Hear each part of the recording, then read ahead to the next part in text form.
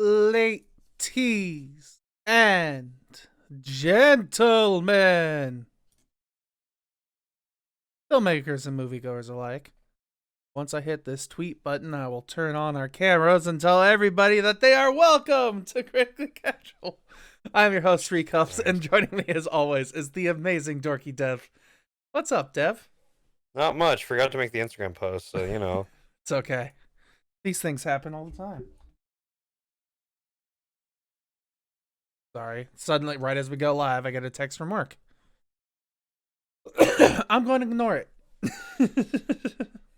So, hi, everybody. How's everybody doing? I'm doing well. Dev's doing things.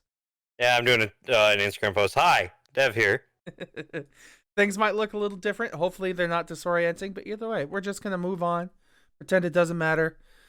You got a thing, and then the bit never even happened.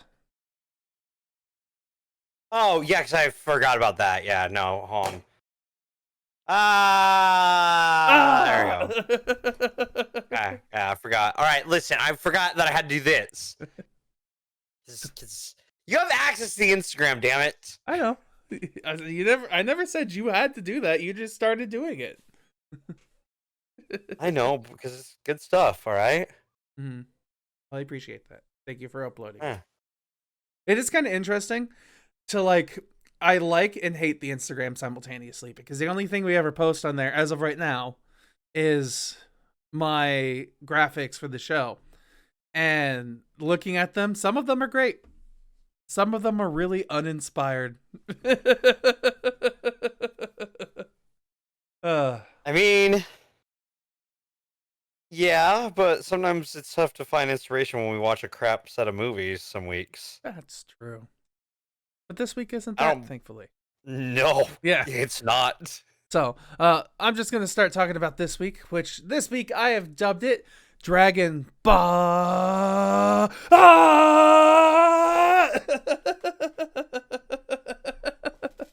Jesus Christ. Exactly. There's lots of A's, and they get capitalized. That's how you know I'm yelling. Uh-huh. Yeah. So yeah, it's Dragon Ball Z Broly, the legendary Super Saiyan, and then we're going into Dragon Ball Super Broly. Yeah. Yeah. Yeah. You ready? You want to? Yeah. All right. Yeah. Perfect. I'm not, because I can't type IMDb. I put IDMB. All right. That's interesting. I'm not trying to show you out. I'm just honestly just trying to get that post done, because I want to make sure we have that posted. All right. It's on there. I think I've only missed 1 week. Possibly, but it's okay. That happens. All right. But we're all ready now. Let's start talking about Dragon Ball Z Broly, the legendary Super Saiyan. Which came out. It was released in the U.S. on August 26th, 2003. With a budget. It doesn't give me the budget, but U.S. opening, it made 357 million or 357,000, and over its U.S. time, which is only gross it's giving. So I don't know if they got the numbers from Japan, apparently, but it's kind of weird. Anyways, it made $658 million or $1,000 in America. God, I keep doing it because I'm used to saying a million for most movies, because most movies do that, make millions nowadays. So my brain immediately goes, that is $1 million automatically. I don't know why. It's because I read it too much. Man, for being such a fucking cool concept, Broly's so fucking dumb in this movie. In this movie, absolutely. It sucks. The whole concept of the grudge behind what's happening, and then and then once he actually starts doing his thing, he's kind of cool then, but even then, some of the reasoning behind why he does stuff just doesn't make sense. No. Yeah. A lot of this movie, they were just okay, let's just kind of throw things together. Let's make a new character who's really interesting, but give him a shitty backstory. Yeah, it does go to through a testament of like Toriyama's designs for characters. That Broly has been a staple of Dragon Ball since this movie. Mhm. He arguably has had some of the worst movies with Dragon Ball, Broly, Broly's Return, and Bio Broly, all being Garbo. I picked the best out of that litter, and it's not the best by a ton. Honestly, if you had my say, we probably would have watched the Dragon Ball Z abridged version of it, I was which we've thinking both about seen. that, honestly, just because Like, it was super hard just to find this version of the movie online to watch. well, yeah, well, and also just like it's quicker. Like that's not, my big problem with this is it feels long because it takes forever for us to get to the fights. Mhm. And there's nothing interesting guiding us to the fight. Yeah. It's just standing around talking and a lot of exposition. Mhm. Which does not work for Dragon Ball has exposition points, and Piccolo's usually the guy to do it. In the show, Yeah. but they're usually limited by budget and stuff. Movies automatically have like a higher budget and more time on them. Mhm. And so you get crisper animations. Like, there's still points in this where I'm just like, I kind of tune out. It's just not as interesting as like some of the other Dragon Ball movies that have come out. Like World's Strongest is a better movie. Dark Zone or Dead Zone. Even the one with the kaiju in it. Even the Santa one. Yeah. Well, no, that one's also Garbo, but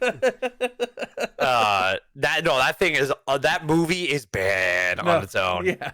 Um, but like I don't know, it's just like this movie has a lot of issues with it. And also like back when like it's an older dub, so oh yeah, this is when man, I was watching this with my dad. Like he was doing stuff like work related things in the living room, and I just kind of threw it on.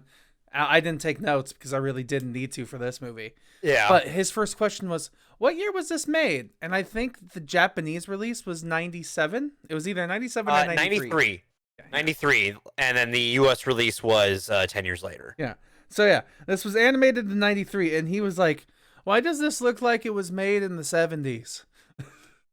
It's like most of Dragon Ball had released before, like, so like some fun facts. Like GT had started before, like we even got through like, I think like Cell games before we even got to Cell. I think Mhm. like GT was airing. I could see that. Just because it took longer to do dubs and stuff. Mhm. And just getting it over and licensing and stuff like that. Now it's much easier. Like we get dubs almost like day of. Some shows are like you get a dub release the same day as the Japanese release. It's incredible. Oh, it's fantastic now. Like the fact that I went to see the next movie we talk about in theaters the same weekend because it released worldwide.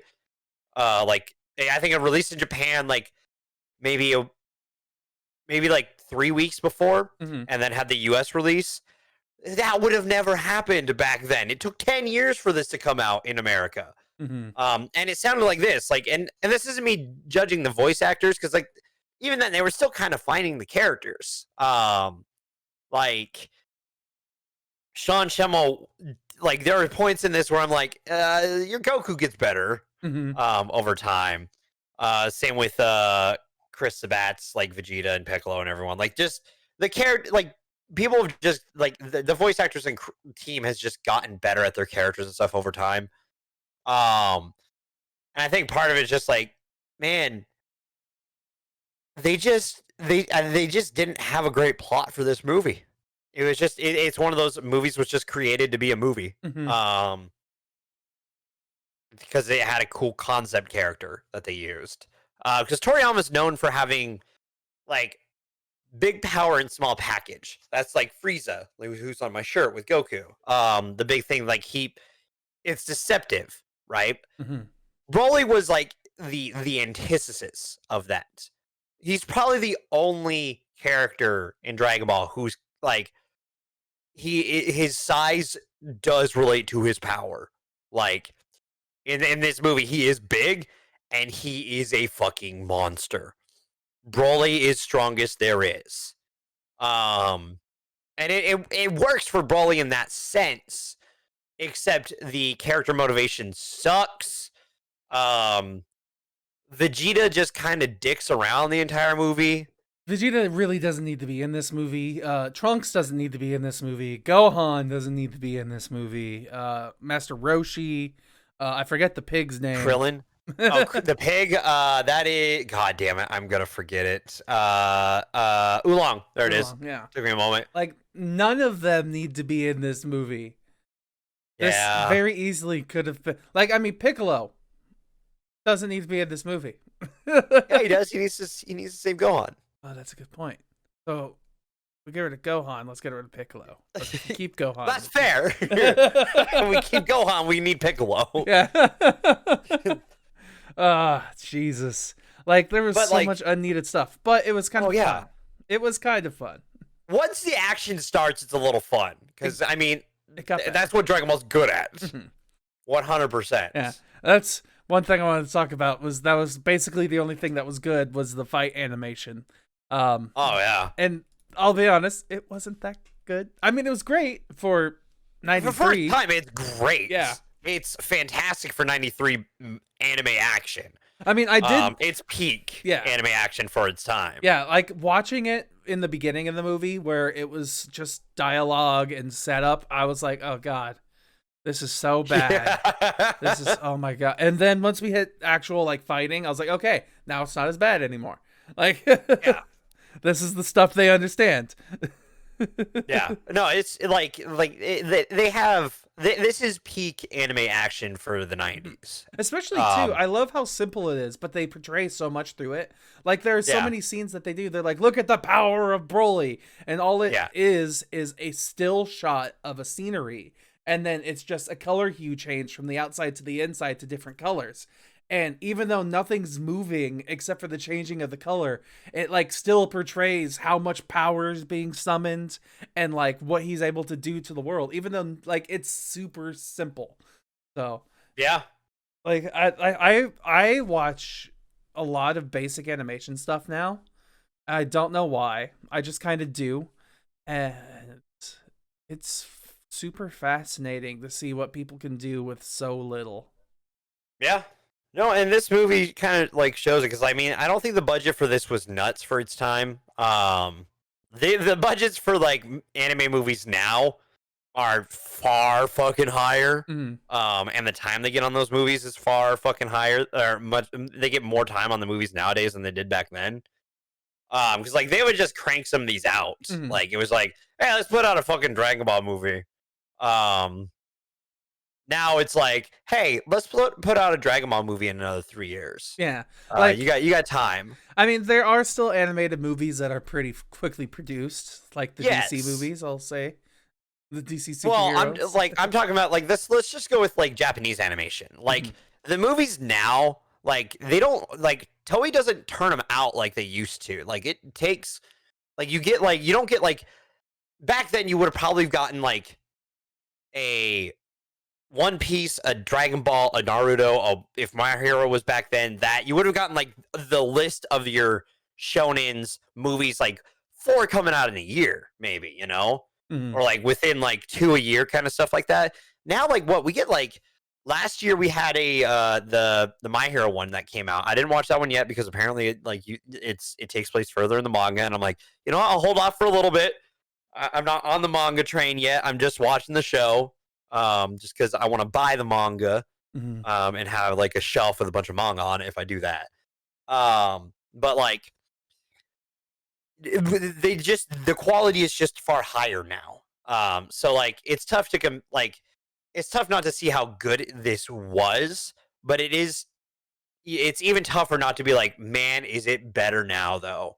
So like, and just again, I think the biggest gripes I have with this is just like, the fucking plot and writing is just dumb.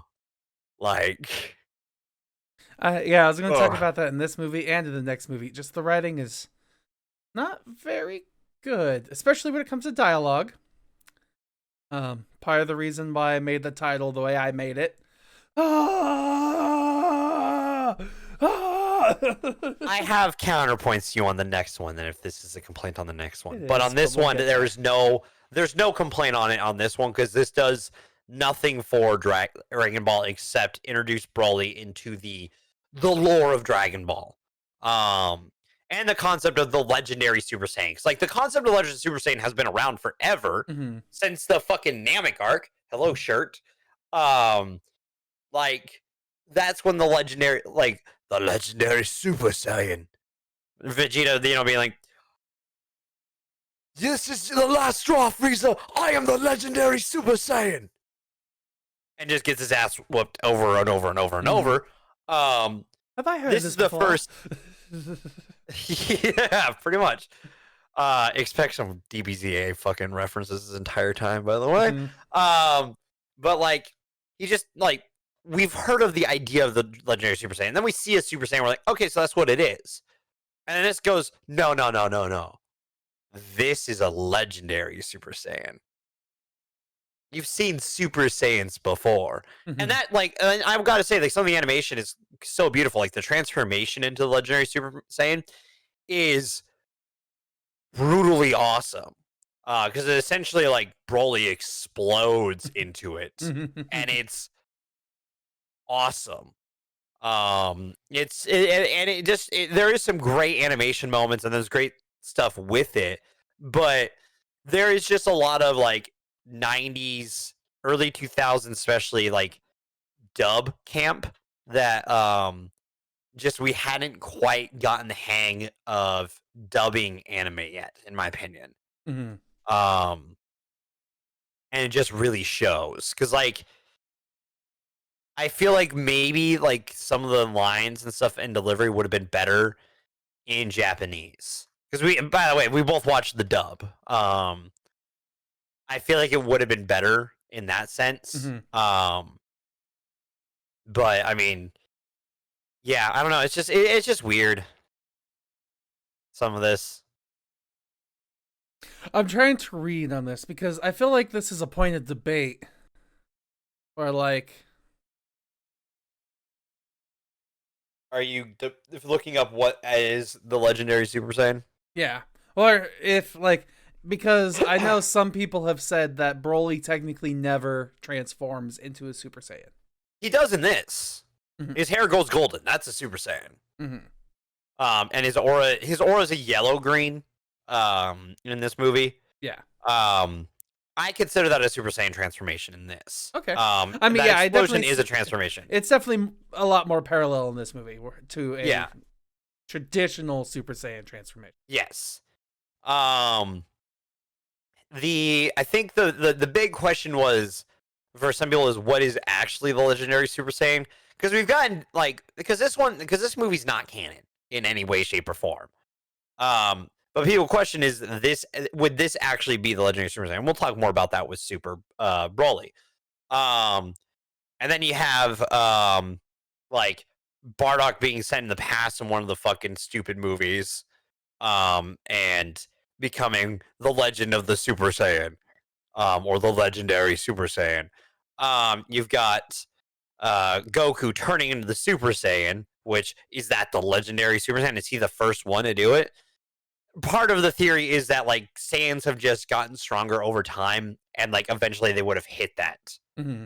um that point because like Vegeta wasn't far away from hitting Super Saiyan during Namek. He wasn't completely bullshitting the entire time. He was saying, I'm the next Super Saiyan."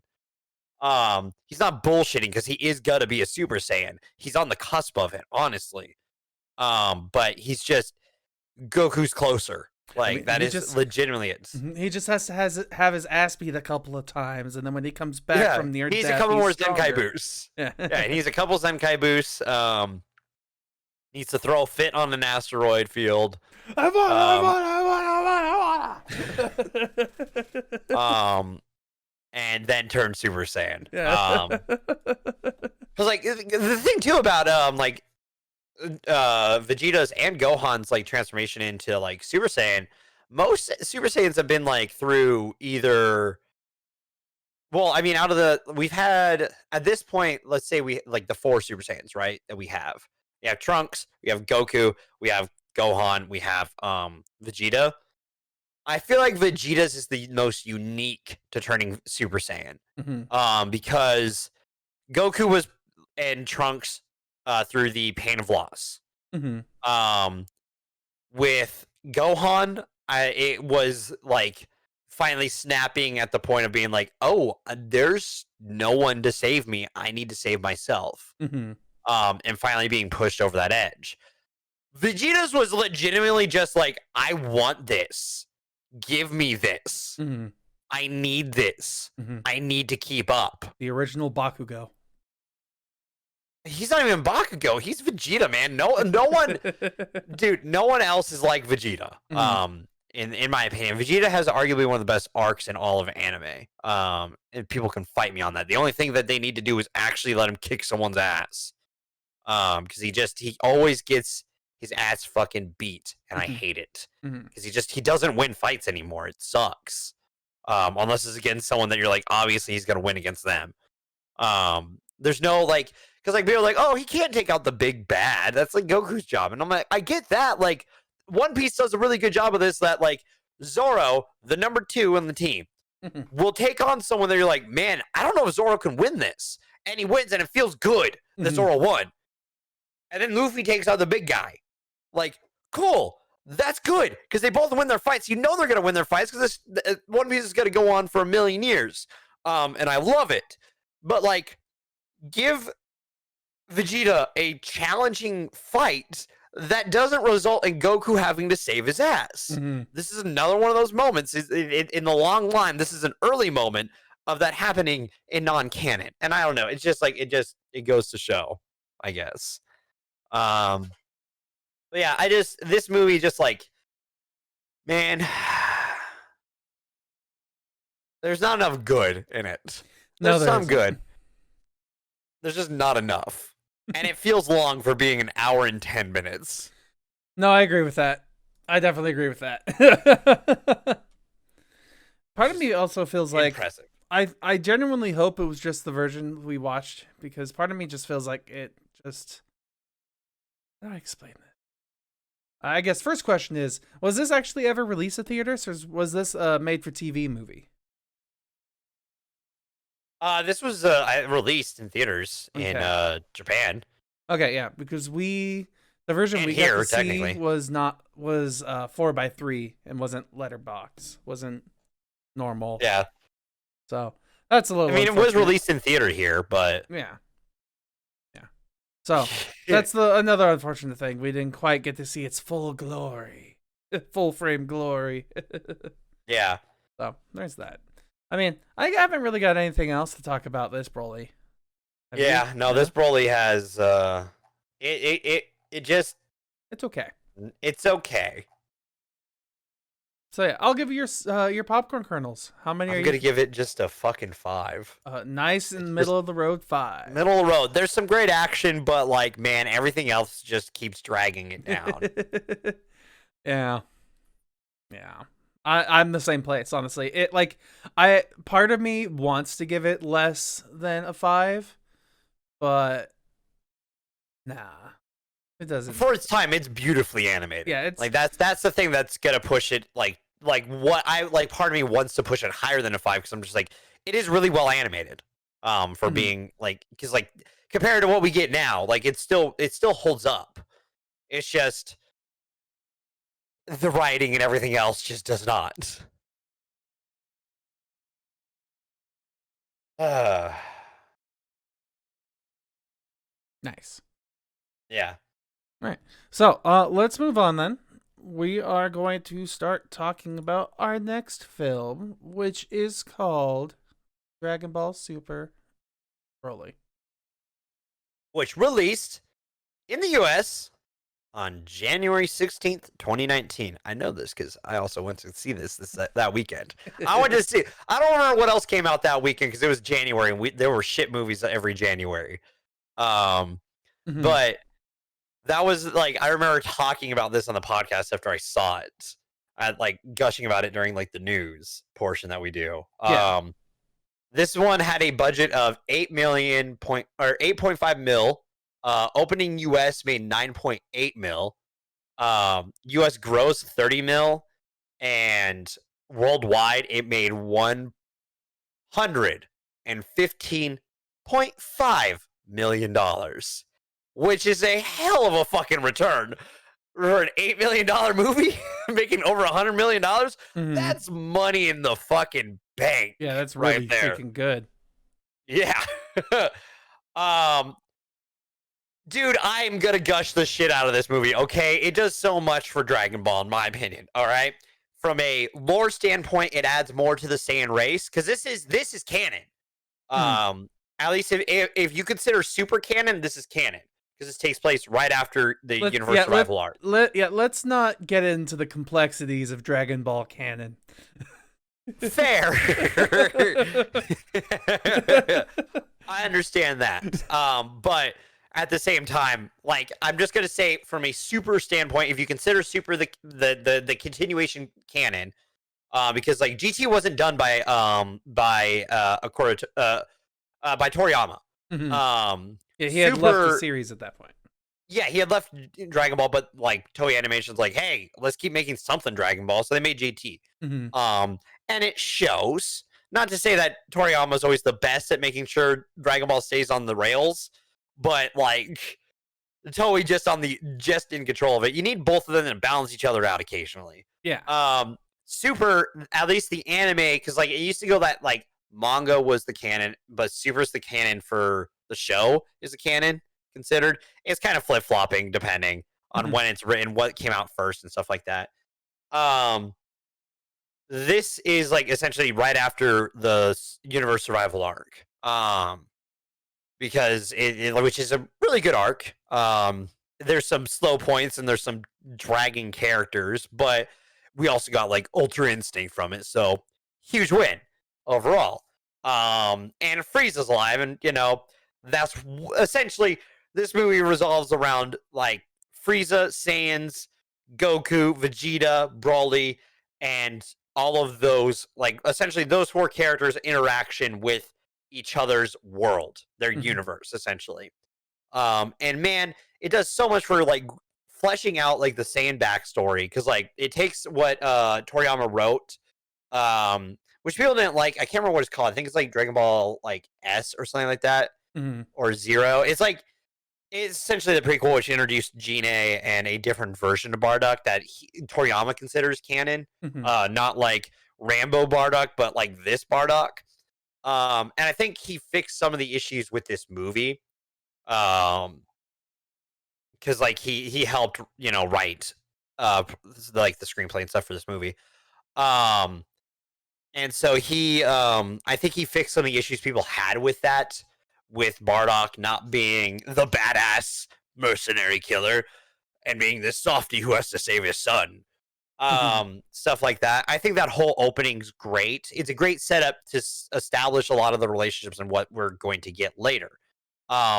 People say you could just cut that out, and I understand why you could feel that, but my thought process is it leads to the best fucking transition in anything ever, with the aging of the characters and seeing some of the most iconic moments in the most crisp, beautiful animation I have ever seen. This movie's animation, just that scene, like that transition to like from the like Goku getting sent to Earth to where we are at the like after the Universe Survival arc, like seeing that timeline, the fucking like film going around, seeing a couple fights happen, like real brief moments of them. It's so fucking beautiful, man. And it's playing fucking Xiao Long during it too. Oh my god. It's just, that's what a Dragon Ball fan wants right there. If we're gonna fucking like skip over and like like briefly remind you like, hey, there's been a lot of Dragon Ball. And that, god damn, man, it gets me every fucking time.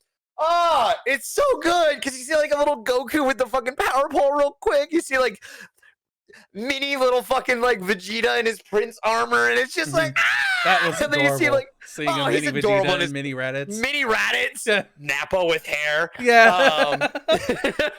I'm glad they kept that as canon. 100%. And like, the other thing too is just like we get a brief moment of like Goku and Vegeta's first fight real quick, and then we get to where they are now, and it's just like, yes, this is fantastic. This is what I wanted in a Dragon Ball movie, and it's just like it's got some cheesy lines and shit, like Goku getting called idiot so much. Which goddamn, I need to watch this in Japanese some point just to hear Vegeta just yelling "Baka" at Goku, Yeah. like over and over and over.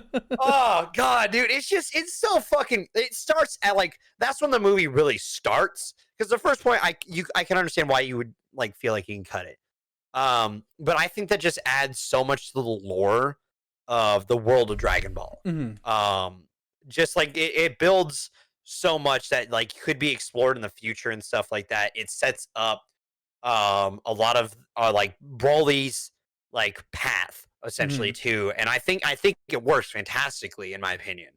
Um, like because like it doesn't feel like it's unnecessary to me, at least, because it just like it sets up a lot of stuff that'll be touched on later, or like if you know the show, you're like, oh,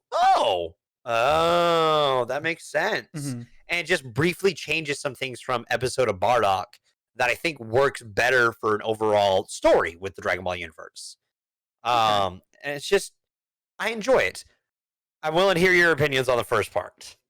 I mean, this whole movie I just genuinely enjoyed, because like I liked seeing parts that they had changed. I liked seeing parts that they had kept the same.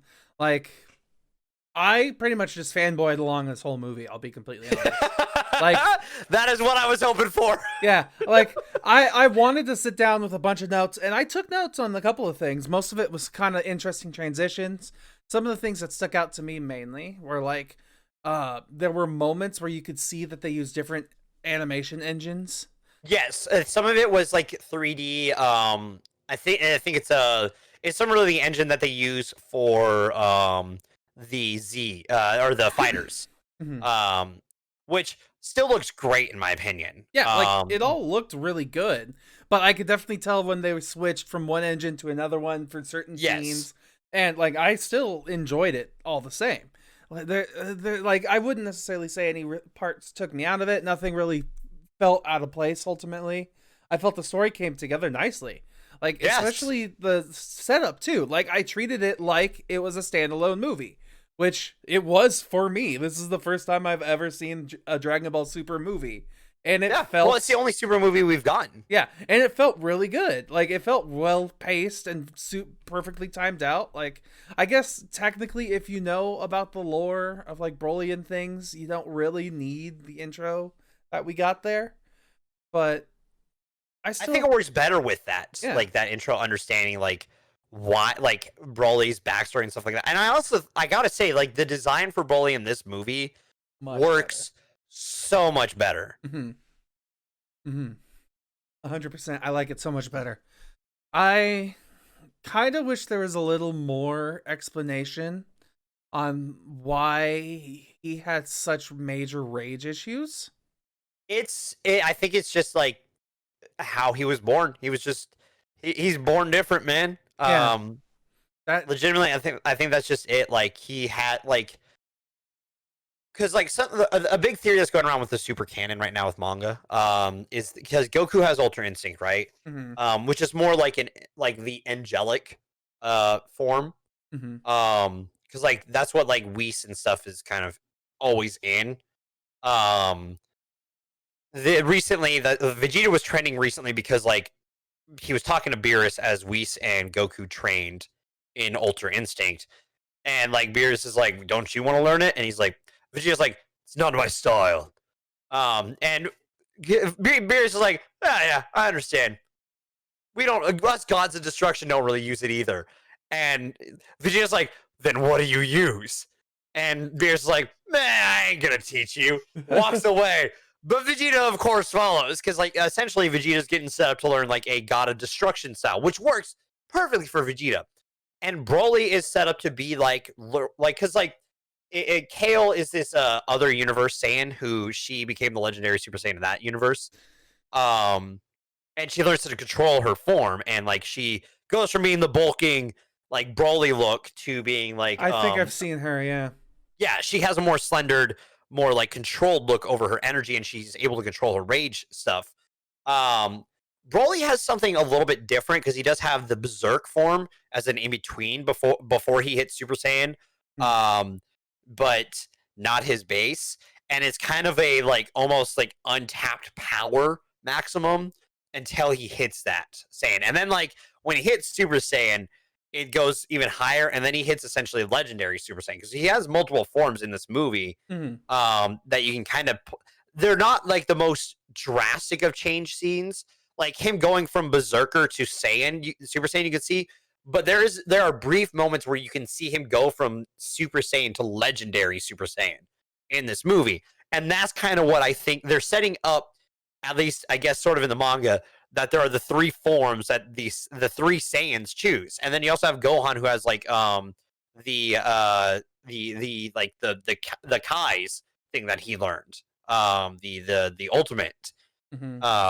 power that he has. Like our four main Saiyans, if you call Gohan a main Saiyan at this point, um, but they each have a form that is very uniquely theirs at this point. If Vegeta gets one from Beerus, Hmm. that is like the other one can't exactly replicate. I thought Goku. This is okay. Like this has nothing to do with the movie, but I thought I heard Goku already knows God of Death form.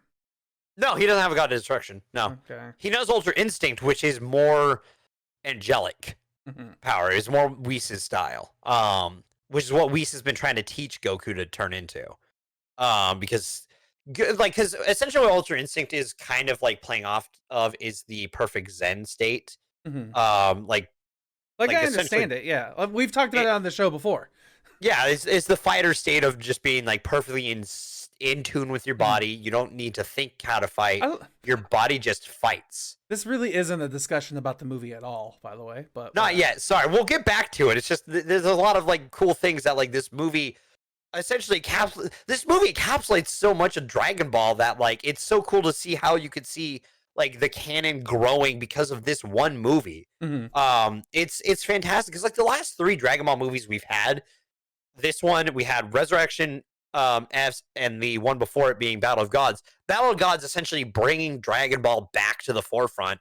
Resurrection F not being, I would say, is the lowest of these three movies, but Brawly just being a league of its own because I love the animation of this movie and just the things it does. Because like God, the GIF I used for this movie, for my retweet, I gotta look at it. is one of my favorite shots in this entire movie when Brawly goes to charge and hits Vegeta's block, and Vegeta sits there for a second and then smirks, and then the fight starts. Mhm. My Oh, God, wow. that is fucking beautiful. Or when Goku steps into the fight and he does this little dance warm up real quick. Yeah, and that's one of those moments where the animations changed very subtly, very briefly, because the character movement was completely different than any other moment in the movie. The reason why it's different, I think it's still the same animation style. It's just that Goku's movement. It's to show you the contrast between like Goku's kind of more like Goku is much more lenient when he fights. He's much more fluid how he fights because he's been a martial artist since he was fucking 5. Yeah, Goku's whole Um, life is fighting, and that's it. yeah, Vegeta like is a brawler, so he's got to be much more like direct in his fight. So he's got to be much more like oh well, not timid, not like he's stricter in his movement, I Hmm. guess is the best way how Vegeta fights. So you can see that. And then Brawly's just a fucking berserker and it's awesome. I mean, you see just such crisp animation and just every transformation in this is so fucking cool. When you see like Vegeta slowly turn into Super Saiyan real quick, and then that fly up to the first time we ever see him go Super Saiyan God Hmm. is arguably one of the coolest fucking shots Which form ever. is? I thought it was red, then blue. Yes, Super Saiyan God is red, and then Super Saiyan God Super Saiyan is blue, or Super Saiyan Blue. So Vegeta gets 2 form advances in this one movie. Well, we never. What do you mean? Because if it's red then blue, and he goes red for the first time, has he? And then he goes blue later on. He's been blue before. So he skips a phase? You don't necessarily need to go Super Saiyan God to go Super Saiyan God Super Saiyan. All right. Dude, trust me, it's complicated. And Super there's a doesn't difference exactly between Super explain. Saiyan God and Legendary Super Saiyan. Whatever. Yes. They're two different things. It's dude, and there's a welcome to difference Dragon between Ball. God of Destruction and Super Saiyan God. Who knows? Maybe the last God of Destruction was the Super Saiyan God. It was probably also Bardock. No, Bardock. Bardock going back in time is bullshit. That's not what it was. Shut the fuck up, you. It never happens. Not in Super. Not in Super canon. That doesn't happen. But like, every transformation, like, it's so goddamn good. And just it feels so great. And then like when like there's just the fight is so fucking fantastic because the moment it starts, or just even before the fight, when Goku like stops the ship, lands on it, and like Vegeta's holding it for a second, and Goku sits there. Where do you think you guys are going? It cuts back to them, goes to him, and he just. God, that is so Goku, and I love it. Like he's goofily acting intimidating. One thing that I was super interested in too was how they escalated the fights throughout the entire movie. Like if the freaking movie started with Vegeta and Broly fighting, and it was like, this is pretty damn intense. I'm all in at this point already. And the moment the fight starts, you're like, okay, yeah, all right. I'm down. Let's keep going. Another 45 minutes, sweet. Right? And then we get Goku stepping in, and the fight changes. And then I'm like, how are they supposed to keep up this pace for the rest of the movie? And to their credit, they don't. They actually take a moment to pause, where Goku does this thing, and it's like, okay, that's cool. I didn't know Goku had this power, but whatever. And then we get to see this moment of like humanity that like really sets Goku apart from a lot of his opponents, because which is super cool. I love that. It's a character moment, which I mean, it's kind of really needed in this aspect, because but it's very Goku, because it's him going like, I think you're cool. Yeah, like it's really needed. I just feel like just because it sets that this is a movie and there's a little bit of thought put into the writing, but then from that point on, the fight just keeps escalating and the graphics keep changing and what's going on keeps changing. And like, I'll be honest, I liked the fights better earlier. However, like the animation itself, it just looked cooler. It felt cooler. I was like totally in it more. But once we got to the end of the movie and like they were literally creating craters in the ground with every punch, I'm like, oh, dude, it's still escalating. I agree with you. I like the one-on-one fights that we get at the beginning with Vegeta Broly and Goku Broly. I think that is some of the best animation I've ever seen in my life. Yeah, it's but really, well, maybe the not later life, fights. yeah. I like Dragon Ball, or just like anime fight wise, I think that's some of the best animation ever that I've ever seen. And like I part of it is also the fact that I'm fanboying because I'm remembering the time I got to see it in fucking theaters, which was just a fucking experience. But like, I still love the fights that come after, because it's just like, it's still good. It's a little bit different, but it's still like, legitimately, it's just like, you eventually get to a point where it's just, you got world breakers after a certain point, universe breakers after a certain point, and it's just the insanity of like, remember, at this point, power levels don't mean shit. I mean, it's yes and no at the same time. Like, they mean something, but they don't at the same time. Like, if someone says his power level is 1,000 and his power level is 4,000, like, and those small amounts that mean something. And then once we get to like later, where we get Broly, who his power level is unreadable, so it doesn't matter. And then we get Frieza, whose power level is also unreadable. But Broly can kick Frieza's ass, according to this. Yes. So, like, obviously power levels don't matter, but it's kind of like the Richter scale, where Yes. the power level matters because it's exponential at a certain point, is how it Yes. feels. 100%. Actually, that's a great way of putting Dragon Ball now. Like, it is.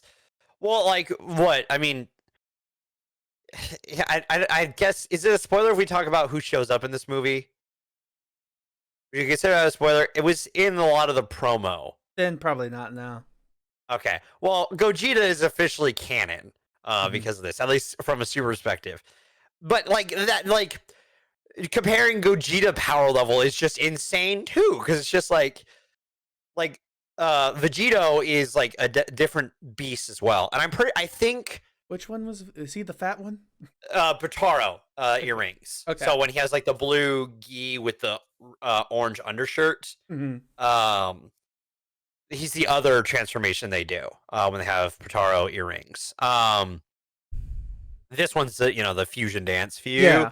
Was Oh random question. Was the fusion yes. dance established in Super at all before this? Yeah, well, because Gotenks is in this. It's established in Z, so it's established in Super. Okay. And Gotenks has shown up in the Super show. Okay. Because that was actually something I was going to bring down when it came to this movie, because in the context of this film, the fusion comes out of nowhere. It makes absolutely no sense. I mean, it makes some sense because they're like, we need more power. And if you know Dragon Ball lore, you're like, it makes sense. That's how you get more power. If you watch Dragon Ball Z, which this, like, if you haven't even watched Super, you odds are you watched at least part of the Buu arc and you know who Gotenks is. And you know that he's a fusion character. Like, that's the best way to put it. Like, if you the people who are going to see this know what the fusion dance is the best way to put it. Yeah. I don't see just someone who's like someone who hasn't watched since like the Namek arc or the Cell games isn't gonna be here for this as much. Like, I'm thinking in my history specifically, I watched through all of Z, where I believe Z, they end with Boo, right? Yes, where Kid Buu gets destroyed. Yeah, and then they do the few years later thing. Yeah, where they do the tournament. Yeah, and then in GT they have Oob, right? The boy, the human version. Yes. Yeah. So I watched some of that, and that was the last I've seen of Dragon Ball. That's okay. Yeah. Fusion dance is established in there because you got like Gogeta who shows up in there. And you got Gotenks in Z. Yeah, like, so all that stuff I already knew about. So then when we get to this movie, and we see the fusion dance and this stuff happens, like, I knew it happened, but like it kind of threw me off because there was no hinting or anything towards it in this film specifically. And as well, other things I have I was curious about, and this is just I need to watch Super is what it is telling me, is how they changed the timeline in Super. Like, I thought it was interesting because the flashback stuff that we saw that you were talking about, like, apparently this takes place after the Tournament of Power, and I was like, oh, that's cool. Yeah. And so that was fascinating. But then I was like, wait, the Tournament of Power takes place after like Frieza and Vegeta and Cell and all that other stuff. Like, yes, well, everything of Super takes place after Dragon Ball Buu arc, but before the episode, like the last episode where they do that like weird tournament thing where Goku finds Oob in the tournament, where like you have grown up, you have like teenager Trunks and Goten go to the tournament with them, and like Gohan, like Pan goes to the tournament as well and all that stuff. It's before that, but after they defeat Kid Buu. So I guess the question is, does Super, this also has nothing to do with the movie, but that's just the context of this week, I guess. But how far does Super go back? Like, it just goes to like, essentially it takes place after the Buu arc. Okay. And so it essentially replaces GT?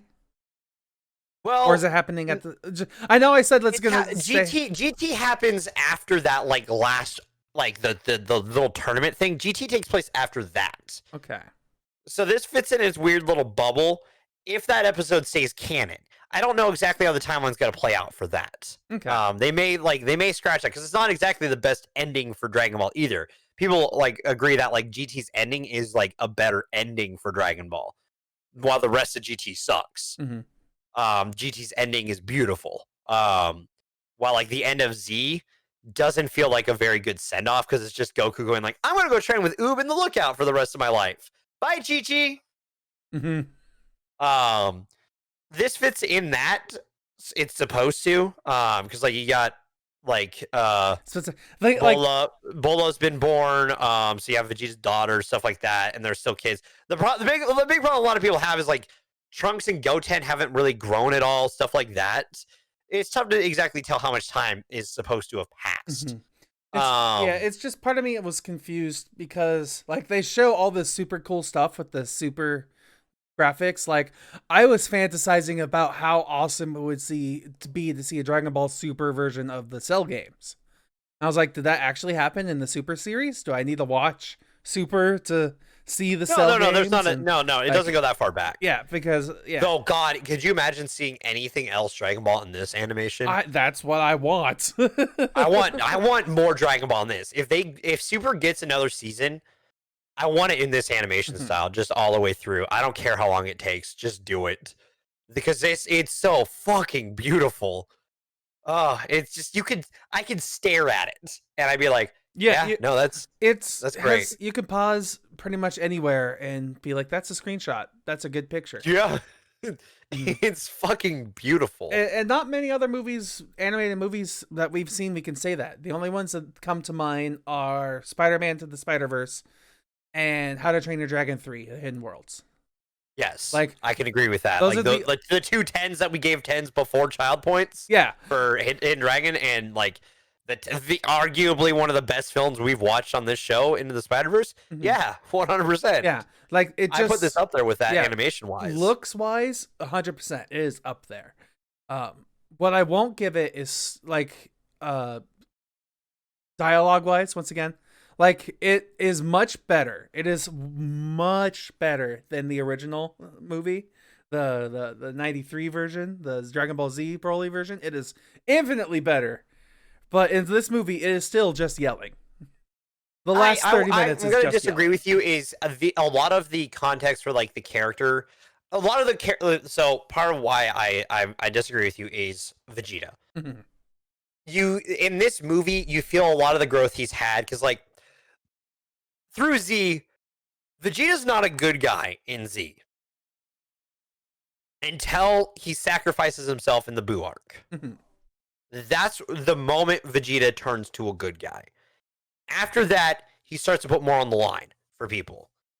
Mhm. Before that, it was for himself Yeah. every goddamn time.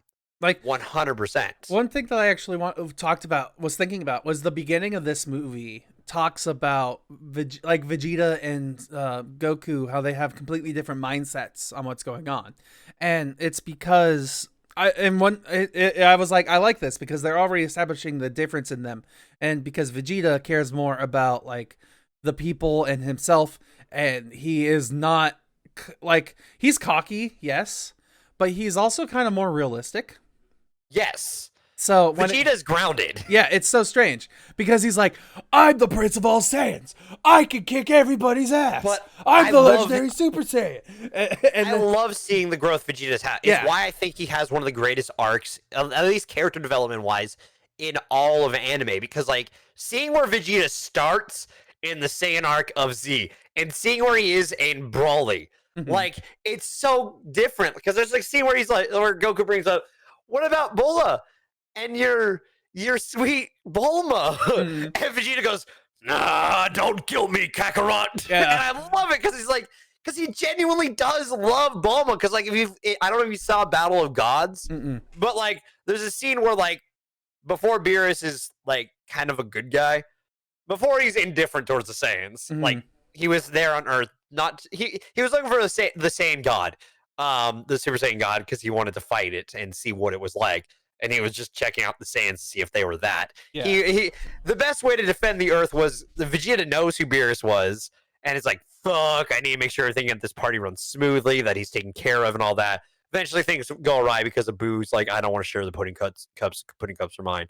Um, and Beerus snaps.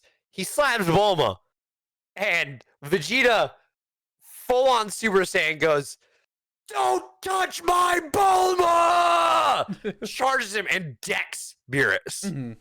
Um, puts him a fight for a moment. Oh Beerus is yeah. like exponentially more powerful than anyone so far. Mhm. Um, Like it's like every time like they're like, huh, you could almost compete with Beerus. Anytime anyone says that and Beerus isn't like genuinely concerned, or like you see like a kind of like kind of from him, no, no, no. Mm-hmm. Like if Beerus went all out, God of Destruction, fuck. it would be a it would be a mess. Yeah, of course. Which is why I love this movie, because they take Beerus out of it. Absolutely. Because like a lot of people's problem with Resurrection F was that Beerus is just hanging out on the side. Mm-hmm. Just during the fights with Frieza. Yeah, he's watching Frieza fight Vegeta and Goku. And you just know that like this dude over here, he could kick everyone's ass in a second if he wanted to. Mm-hmm. So like having him stay back, I think works great, because Whis, we already know Whis isn't going to interject because that's not his job. Like we know he has a set of rules that he has to follow, obviously, and that's why he doesn't really fight. That's why like the one moment he's kind of like involved, he's just dodging. He's not going to fight because like, again, if he fought, he could just destroy people because again, Ultra Instinct, stuff like that. And it's just, it's just, my big thing about like the writing of this movie is that like, my counter is all the characters don't feel like characters in this movie. They feel like characters who have developed over time, and that like this movie develops them further. Like it's genuine development for them in the sense that like Vegeta and Goku actually had like, this is Goku and Vegeta's moment of like, yeah, we gotta fucking work together. Like, because like even though they've used like Mataro twice in their time together, like they don't like doing, like Vegeta hates doing that shit. Yeah, because he's no longer Vegeta. It gets rid of him, and he's, oh, it's important. Well, it's not just that. It's that like Vegeta doesn't like needing help or needing to help people, unless it's someone he cares about. And I mean, he does care about Kakarot, but at the same time, like his pride of being a Saiyan, he doesn't want a lower class warrior to be the person he has to team up with. There's still a bit of that pride that's always going to be there, because it's just, he was the prince of all Saiyans. Like, come on. You can't, you can take the prince out of the kingdom. Is the spawn of all Saiyans. Shut up. Like you could take the prince out of the kingdom, but you can't take the kingdom out of the prince. So like there's a bit of that, and I love seeing that growth with him, and I love seeing the growth with Goku, because there's a scene in this movie where he says, you guys can call me Goku, but you can call me Kakarot. Yeah, all my friends call me Kakarot. But no, my friends call me Goku, but you can call me Kakarot. And the depth and the reasoning behind it is so good, because he's like, you are on the level of us two. You have that right. You, I mean, they kind of like make us. that joke in the movie, don't they? Like, it's a throwaway line somewhere in the beginning where it's like, they don't call me Kakarot, they call me Goku. Well, usually because like, well, and that's other, like that was the other Dragon Ball one. Was it? Okay. Yeah, that was Dragon Ball. That was Legendary Super Saiyan. Okay.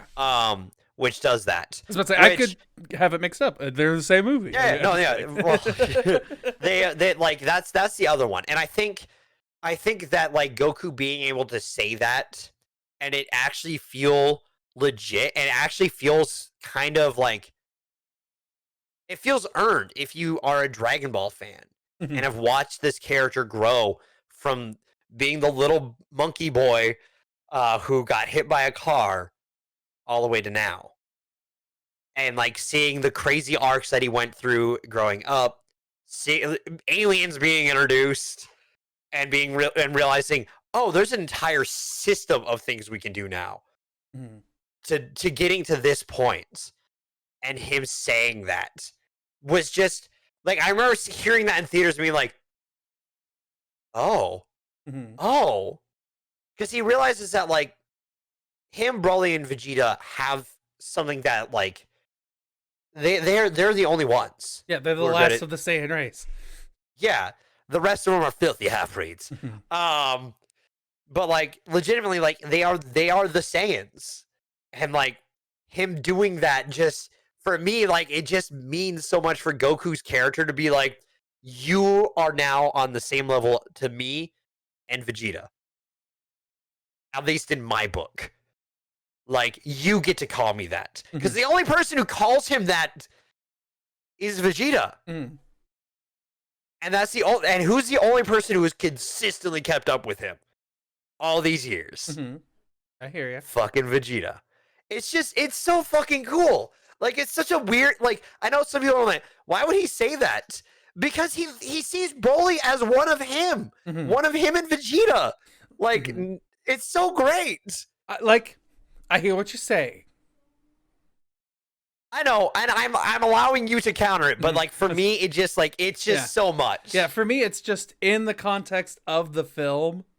Why did he say this? It has In the context of the film, sure, yeah, but it makes like no sense. if you just look at it from the context of that, like this is canon, Mhm.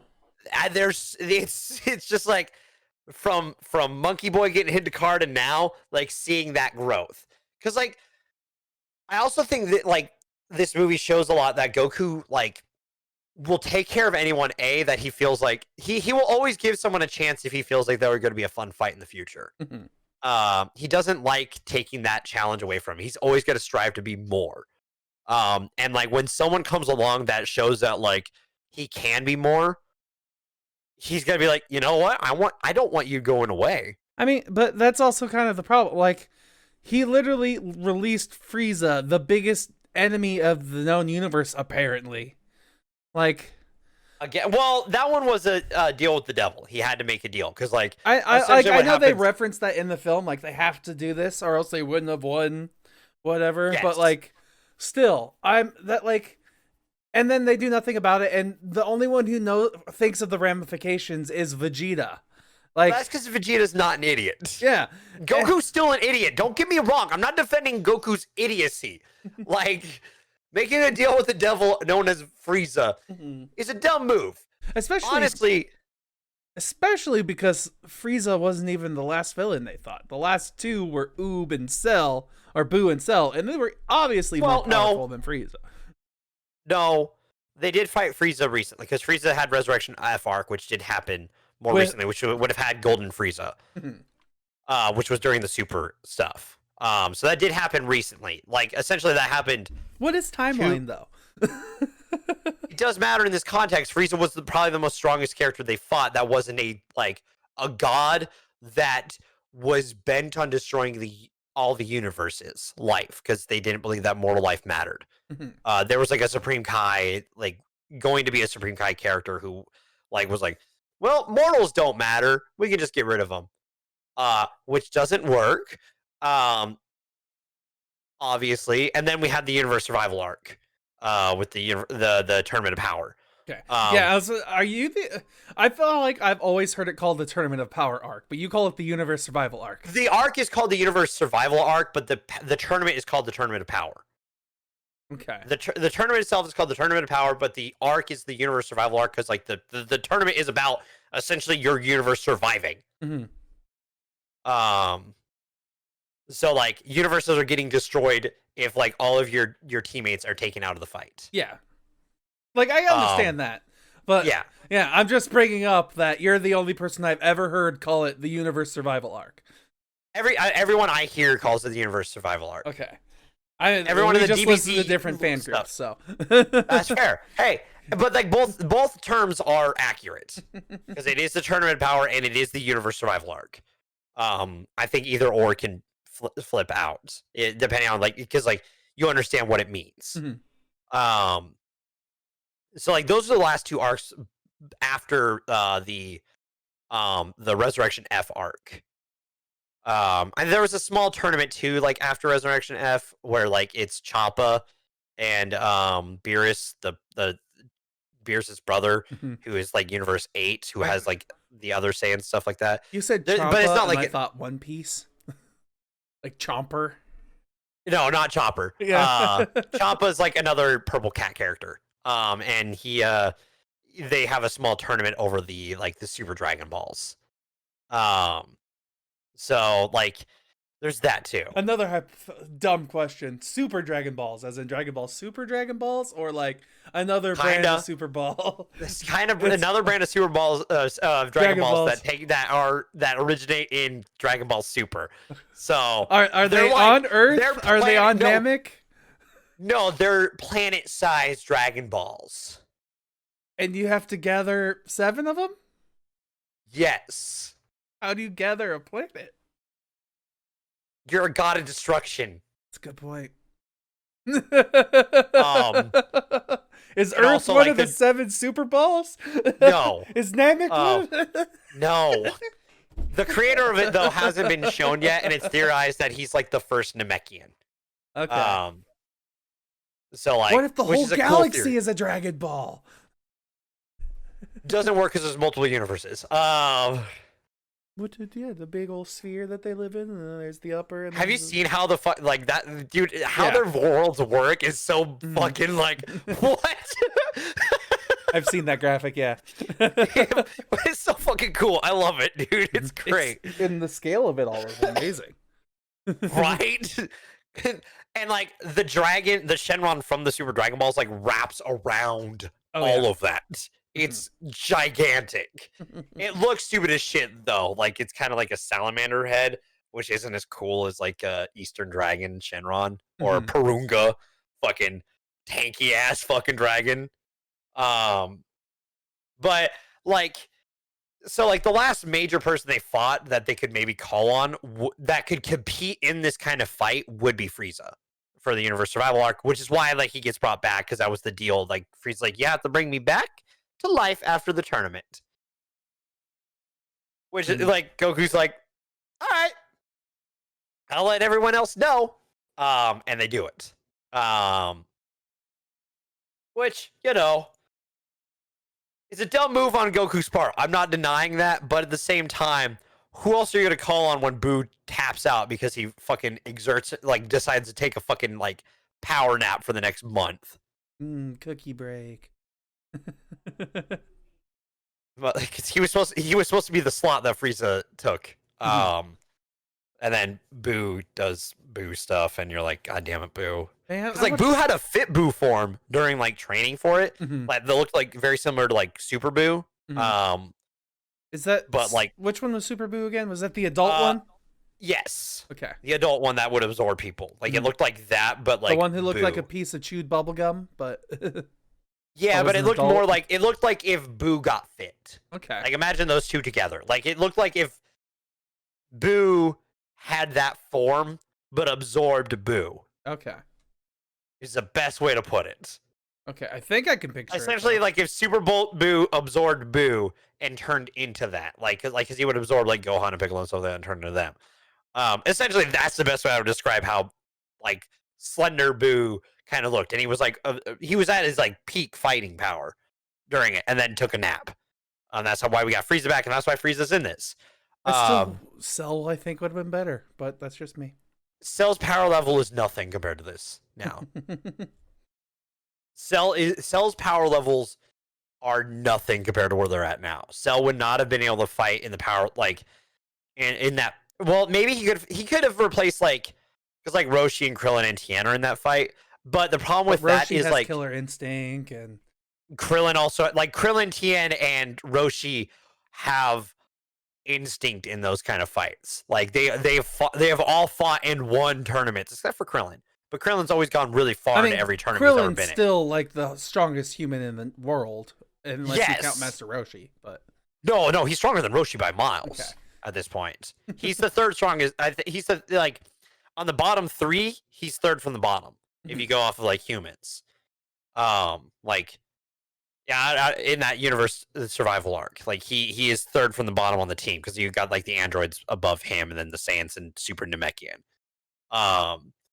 So like you got all of them, like you got people obviously higher than him, but like out of the humans, he's the strongest human because he's the only one who always consistently is able to like show up to fights and fight, other than Tien. But like Tien, I think is a little bit different because like he's got like really good techniques on his disposal, like Kiko Ho. It's just stuff like that. Like they have fighter prowess, which keeps them in the fight for longer. I think it's just like Cell isn't in a league that could compete with them anymore unless he found like a form after Perfect Cell. I mean, Um, obviously he can because Frieza can. So like, duh. I mean maybe, but I mean let's be real. Raditz hasn't come back yet, so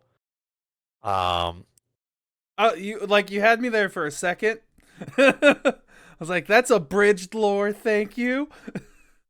I don't believe that's Dragon Ball Z lore.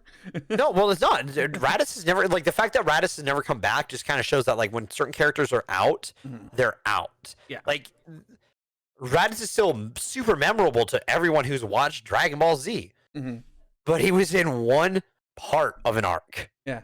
Same with Nappa. Your Raditz is worth 3 of our Raditz. That's still impressive. Same with like Cell was part of like half of the Android arc. He hasn't come back since. Frieza, on the other hand, is fucking Frieza. He is the peak pinnacle idea of a villain. And if you're gonna bring someone back, you bring back Frieza. Because the thing is, like, Frieza now is a different Frieza from the Namek arc. He's a Frieza who's like, I don't want to be immortal anymore. I like being able to fight the Saiyans and risk it because it means that I care about these fights now. And it just pushes him to be stronger. Yeah, that's the one thing that I like. Goku has changed Frieza to like fighting more than he likes planetary conquest. Yes. Yeah. But 100%. Yeah. Which is the one thing that I don't really like about Goku is like it's always just fighting. Like, and I understand that's the point of the show. It's a shonen. It's supposed to be fight. Well, it's fight, not even fight, just fight. it's not even a shonen. It's Dragon Ball shonen. Like other shows like have fights, but they have a lot more story around it. Dragon Ball is about like the action and like Goku being an idiot. Trust me, I'm not even gonna dive too much more into the manga stuff that Goku has done recently. That has just proved how much of an idiot he is sometimes. Let's just say he did another fucking Cell Sensu Bean moment in recent history. If I had to guess, it's that one guy with the white face and the red body. Like he pops up in the Tournament of Power with the white. No. Jiren's only in Universe Survival arc so far. We haven't jumped to a lot of other universes recently, which kind of sucks. I would love to see more of Universe 8 Saiyans with Saba, Kale, and Kefla. Which one? So Kale is the thick, bulky one. The legendary Super Saiyan one. Yes. And which one's Saba? Saba's the Vegeta pupil. Okay, and who was the third one? Kefla's the one who fuses with Kale to make Caulifla, who has that really cool attack that Ultra Instinct Goku grinds across. Okay, She's a Mataro fusion. Who's the one where Goku is originally fighting? Like he's fighting the two ladies. Kale is the one in the red. Kefla is the one in the pink. When he's teaching her how to go like Super Saiyan 3. Yes. Okay. And then their form is Kefla together. Kefla or something like that. And then that's their fusion form with Potoro. Okay. Saba's the little scrawny boy. If Vegeta didn't eat enough. It's just Saiyan. Yeah. My one complaint is that I feel like how do I explain this? The female characters who aren't Bulma all look the same. Like, well, because a lot of them just have black hair. Yeah, like, they have the black hair, like and like they almost have the exact same characteristics. Like the Saiyan females from the other universe, and then this green lady from the movie look the same basically. And I would argue with that, but that's an argument for a different time. I like back to the movie is that like, man, if you are a Dragon Ball fan and haven't watched this movie yet, you're doing yourself a huge disservice. Yeah, definitely watch this movie. Watch this. Even though it says Super and not Dragon Ball Z, watch it. Yeah, if you've watched Z, you can still enjoy this. I would say you probably should have watched through the Boo arc. And if you haven't, watch Dragon Ball Kai I have because not. it's faster. You can get through the Boo arc a little bit faster than you would just watching Dragon Ball. That would be my advice. All right. Are we can I have my popcorns? Yeah, I'll give you your popcorns. Okay. So like with this movie, it is great. It's visually a masterpiece to watch. But and it's entertaining. But it's not really super substantive. It's like I'd watch this again, sure. So I'd probably give this one myself with the kid point. If we give this one a kid point. I mean it's PG, so yeah, the kid point. All right. I mean it could be a teen point, but with a kid point, I'd give it like 8.5. Without, it's a 7.5. Well, do you want to just put it at an 8 then? Sure. Okay. I'll just put it at an 8. I think you can already tell where I'm putting it. A 10. Yeah, it's the first 10 of the year for me. I'm not surprised. Listen, see, man, the thing, the one part that I hate about you giving movies a 10 is you don't talk about the movie. You talk about everything around the movie, and then you're like, it was super great. 10 out of 10. I talked a lot about the animation. I talked a lot about how I love the animation of this movie. I love what it does for the lore of Dragon Ball. I love the character interactions in this movie. I love everything about this movie. There is nothing in this movie I dislike. Nothing in it. I love the beginning. I love the fucking transition to where we are present. And I love everything after it. There is not a moment in this movie that I sit there and go, well, I didn't care for that. Not a moment. Because even the moment that could have been that, which is them doing the stupid goddamn fucking fusion mess ups, also gives me getting Frieza punched in the fucking dome, which is one of the funnest goddamn animations. It gave us a hypothetical of Frieza versus Broly, which has never happened before, so that's cool. Right? Golden Frieza versus Broly. And seeing fucking Frieza. Yeah, like walk away in defeat. It's fantastic, okay? Even that moment, which could have been the dumb moment of the movie, they make work.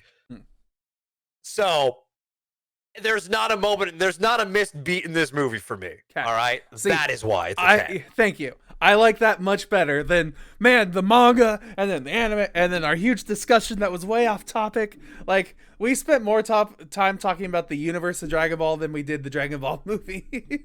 That's fair. But that's just what because this movie does so much for the Dragon Ball universe. It does. For me at least. And it's just, I love it. I love it a lot. It is arguably one of my favorite pieces of animation I will ever watch. All right. We'll give you that. So, before we move on, do we want to talk about spoilers? Is there anything to spoil? Have we not spoiled enough? I don't know if you can really not spoil this movie or spoil it. It's a fight. It's a shonen fight manga, like adapted into an anime movie. Like, yeah, there's like I'm not sorry. Much, there's not much to talk about. It's Dragon Ball. Yeah, we can't really spoil much of anything.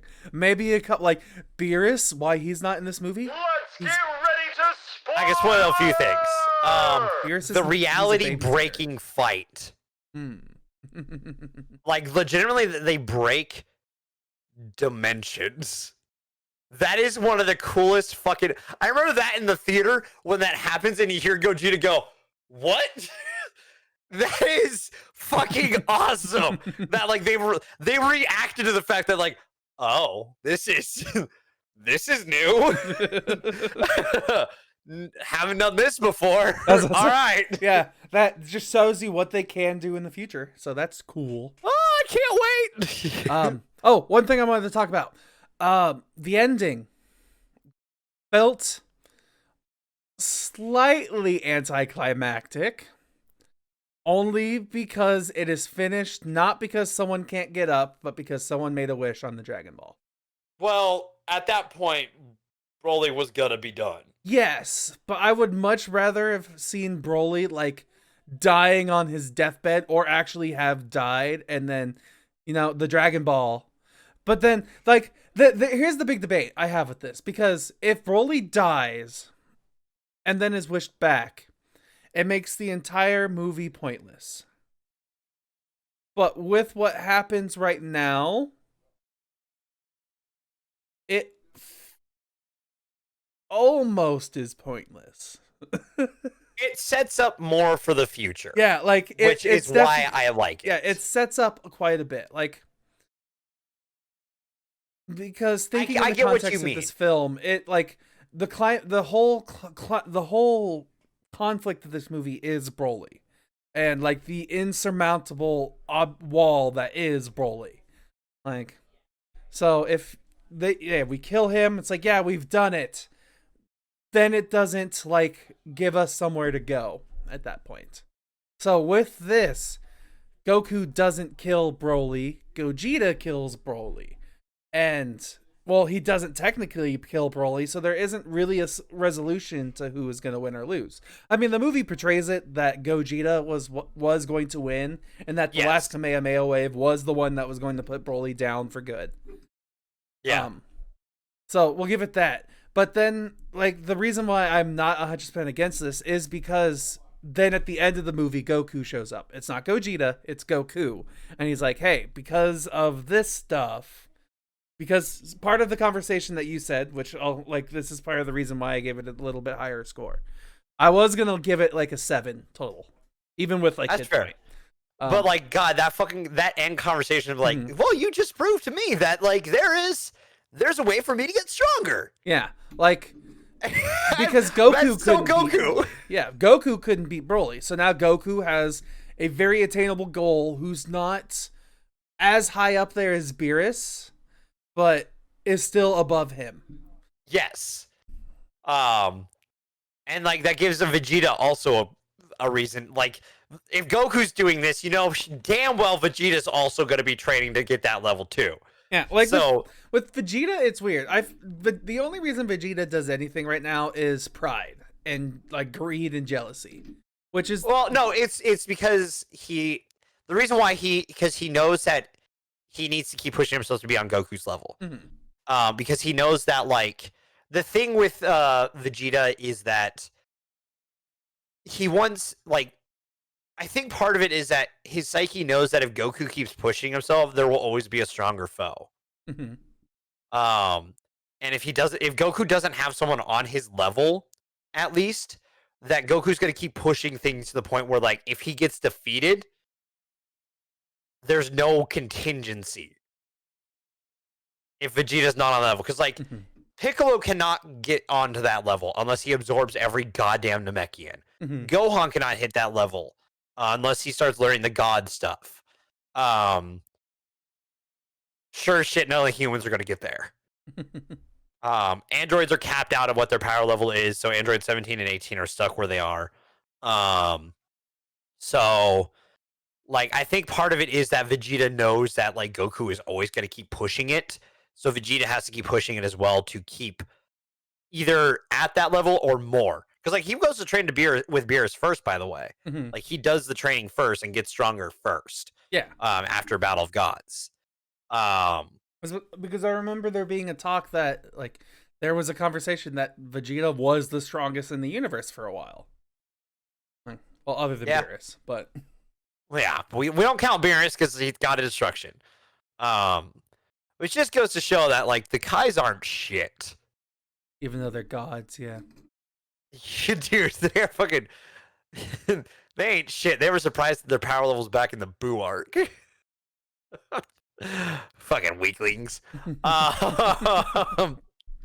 at least they haven't shown the strength they've got, if they are strong enough. Yeah, how is a Kai supposed to guard a galaxy? They got beat by Boo. Yeah. Yeah. So, like, I mean, like, I also theoretically, before we diverge from that topic, with the Kai still, like, Goku is trained by a Kai, learns a very specific fighting technique called the Kaioken, needs it to beat Vegeta. I think immediately past Vegeta, we have hit our end of Kais. I mean, we don't know. Like, I feel like Vegeta could give King Kai a run for his money almost, based off of what we've seen in the cartoons. Well, during Goku could probably give him King Kai a run after Super Saiyan. King Kai would have been stronger than him at least through the through that point. Mhm. I think he's still stronger than him, Super Saiyan. I think he's past King Kai definitely by like I would say the by Super Saiyan 3, Mhm. he's well more than surpassed. Wasn't the idea of Super Saiyan the higher up in number you go, the closer you are to Great Ape? There's different grades of Super Saiyan 1. There's like Super Saiyan grade A, B, and stuff like that. I've heard that, yeah. Because there are different forms of it. That's like you got like bulky Vegeta and super bulky Trunks. You've got like perfect, no energy wasted Super Saiyan Gohan and Goku. That's like grade A. And like regular Super Saiyan is like just you're expending a lot of energy as just a regular Super Saiyan. And then like you have 2 and 3, which are just like different. I feel like we talked about that before. Where like I made the joke that Super Saiyan 4 is you just get covered in animal hair and that's it. And you're like, well, the higher up in number you get, the more you are supposed to be like the Great Ape. And with that, yes. Yeah. And the reason I bring that up is because if the Saiyans as Great Apes are stronger than Super Saiyan 4, then well, no, it's more that you become more primal. Is what I was getting at during that. Oh, then not that they become more I am grade officially done with this because I have because it is just confusing. No, what I was referring to with that was more that like they become more primal and like they become more like the Great Ape, not power level wise. They far surpass any Great Ape power level. Okay. Which is why I think like Broly's power when he's in Berserker is harnessing like the ability of Great Ape, but it just starts to exponentially grow because he's still in his base form, like body wise. So his body is like, I imagine what's happening is his body is almost kind of destroying itself a little bit. I mean, yeah, if he doesn't release the energy, he will explode according to the manga, right? Kind of, yeah. And so like I think part of that is that like his body is like he's potentially getting like Zenkai boost while fighting. We went into a different topic. Like I was gonna bring something else completely different up. Go for it. But it doesn't matter based on what you just explained. So I was gonna stop there, but then you kept explaining. I was like, well, what I was gonna ask is pointless now because you answered. But then you kept talking. Okay. Sorry. It's okay.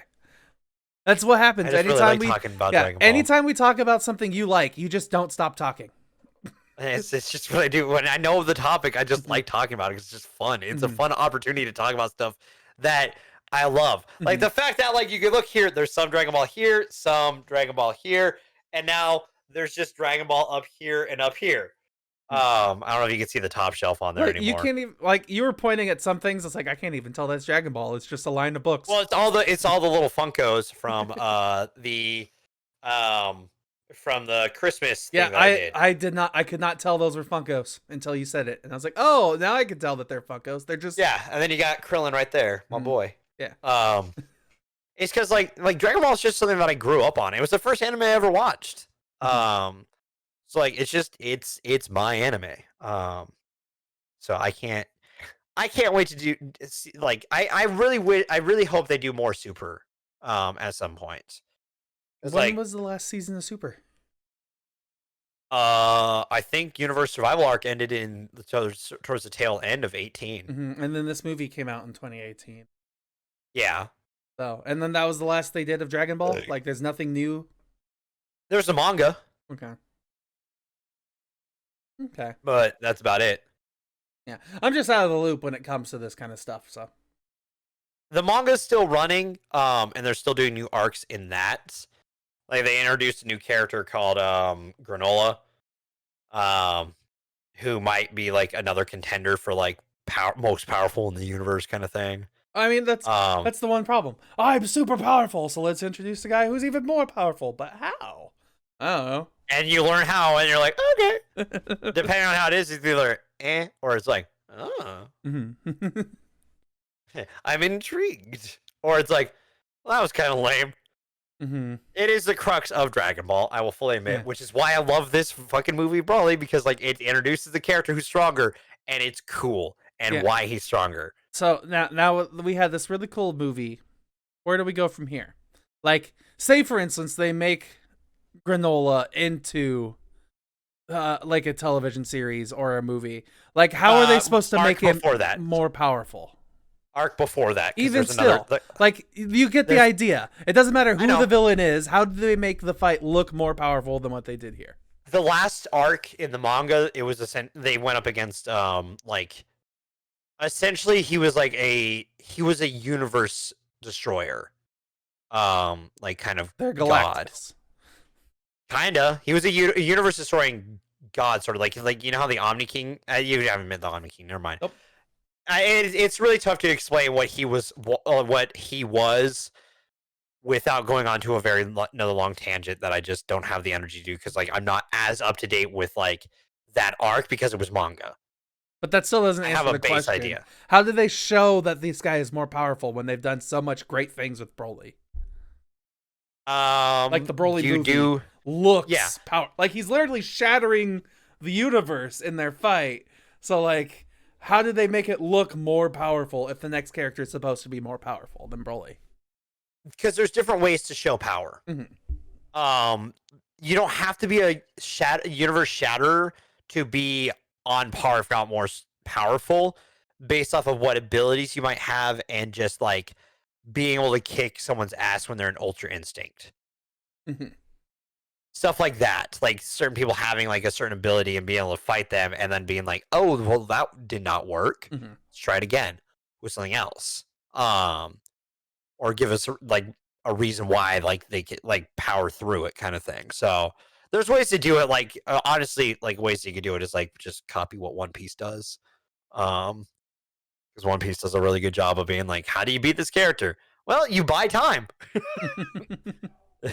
You buy time. So like currently I'm working through the Dress Rosa arc, which is like where I'm at right now. You thought the villain was beaten. He's not beaten. And Luffy's has just exerted everything he had in him, and he has to have a 10 30 minute like cooldown after using the form he had. So it looks like I haven't watched the next episode yet, but it looks like the town that he's trying to save is essentially going to be running him away while other people fight the main villain for a bit to try to keep him like guarded until he can go back and fight him, because they know that Luffy's the only one who can actually take him on right now. But Luffy just needs to recover his haki, because he can't use haki during this time because he's just exerted all of it. So like there's stuff like that. There's like you understand like why like they're like, okay, this guy is like they're on par with each other. So they need to pull a Namek arc where Goku is back in the back to tank while he's healing. Yes, pretty much. By time. That's a way to show power in some ways, because like what that showed us Frieza's power, right? Well, yeah, but still, like, I don't feel well. I guess that could show the power if you write it well. It works. Yeah, like when I think about that arc, it worked so well. When I think of the Namek arc, I think that worked so well because yes, Goku was out of the way, but then you got to see like Piccolo and Vegeta fight Frieza, and like they last for a while, but then they can't keep up, and then they go away. Yeah, sure. But then as soon as Goku shows up, he wins.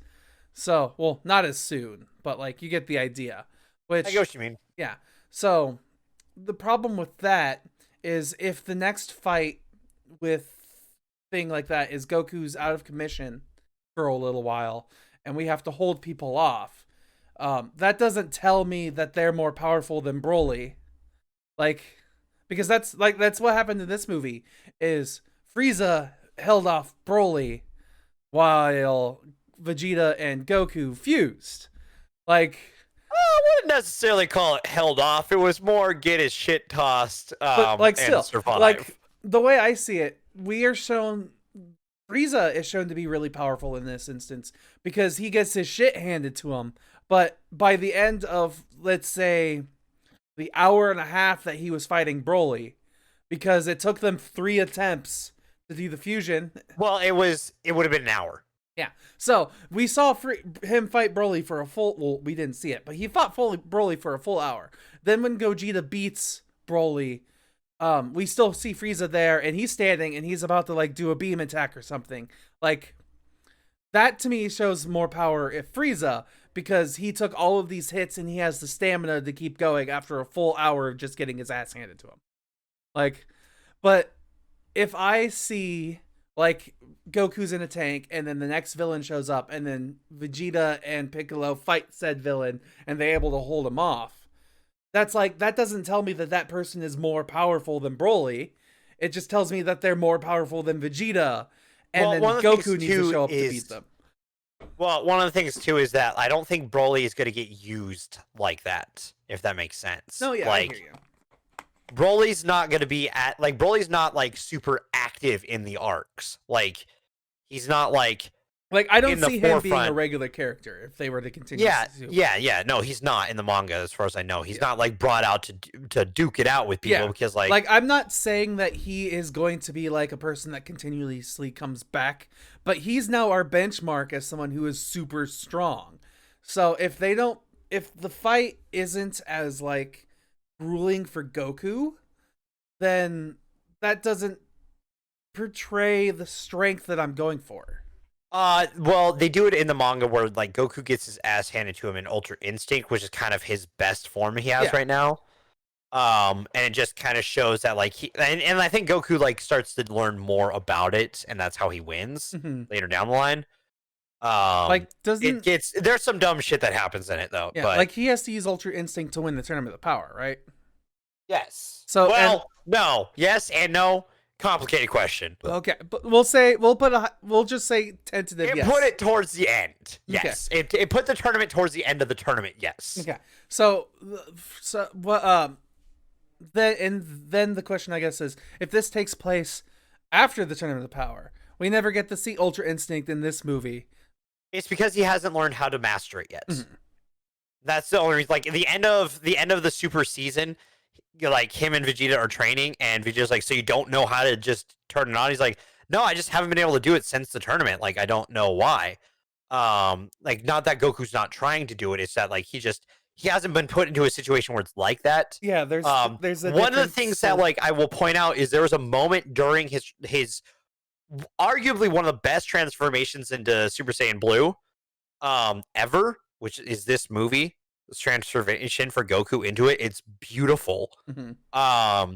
There's glimmers of him looking like he's going Ultra for a moment here and there, which makes me think that his body still knows how. Like his body obviously knows how to still do it, but he's not in the state of mind where he would be doing it. If that makes sense, like because it's a state of being. What it is. The way I think about it is, if I had to compare the Broly fight to the Tournament of Power, he unlocks Ultra Instinct because it's a fight where if he loses, they lose the entire universe.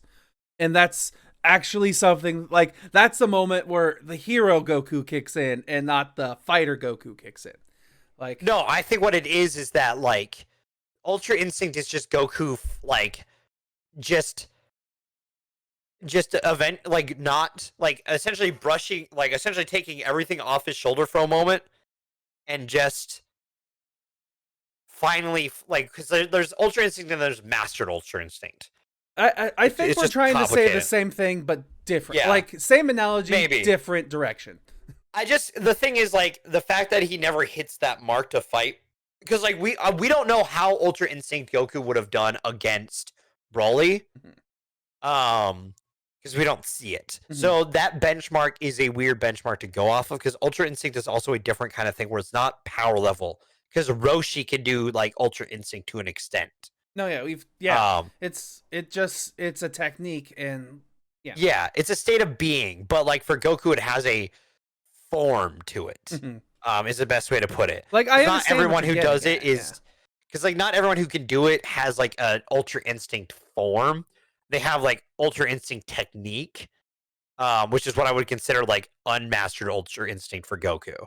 Mm-hmm. While like when he hits Ultra Instinct mastered, that is like silver haired, I can punch back now. I don't just defend. He attack.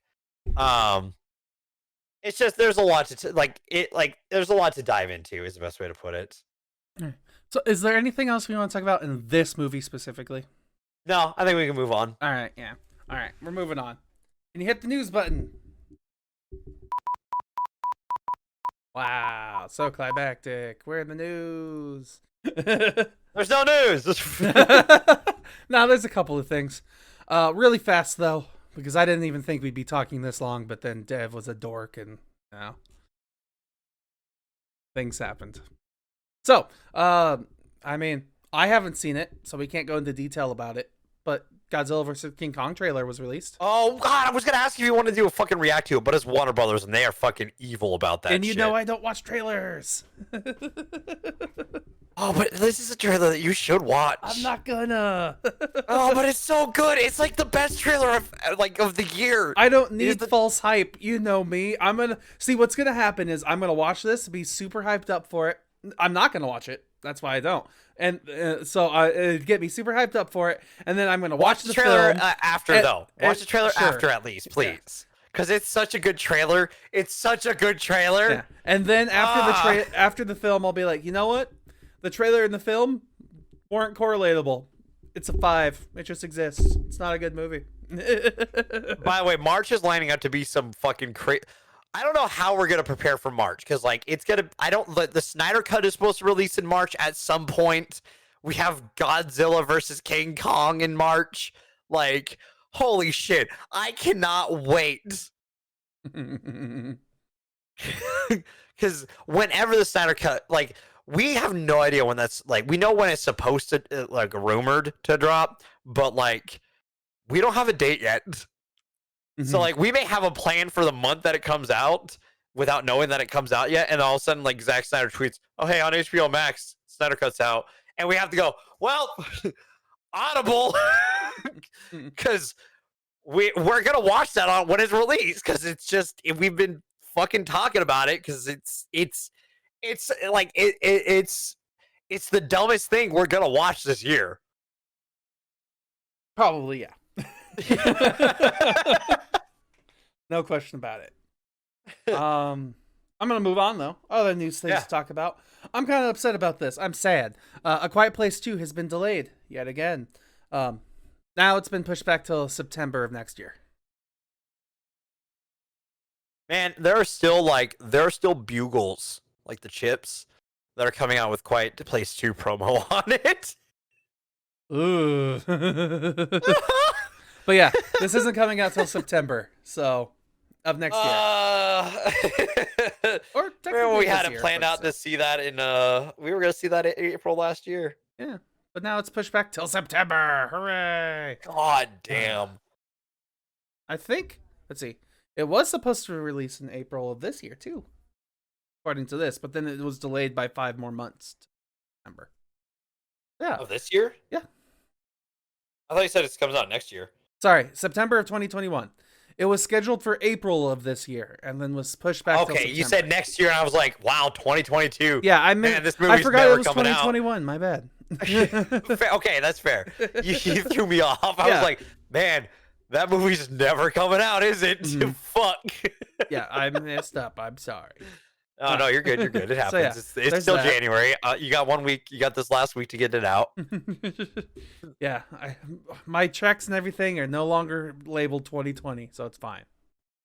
But the thing that I'm kind of excited for, which will help lead us into our movies announcements for next month, but Spike Lee is getting his own Funko Pop.